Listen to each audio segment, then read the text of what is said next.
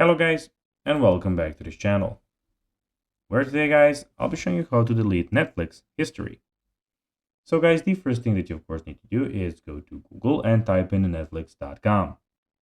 After that, you just need to go and log into your profile or register to Netflix if you haven't already done that of course.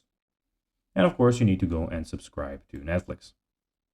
But now guys, let's see what we actually have in front of us here. In the top left corner, as you can see, we have the home, TV shows, movies, new and popular, my list and browse by languages.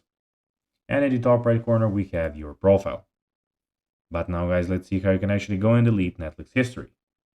So first of all, hover over your profile icon at the top right corner and select account from the drop down menu, as so. Then, under the profile and parental control sections, click on view activity. So you need to go and click on view activity then.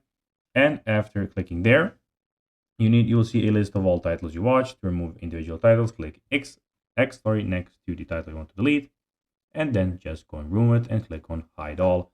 Of course, after that, of course, after you click X or hide all, the changes will take effect immediately. It may take up to 24 hours for Netflix to fully remove the titles from your recommendations and viewing activity.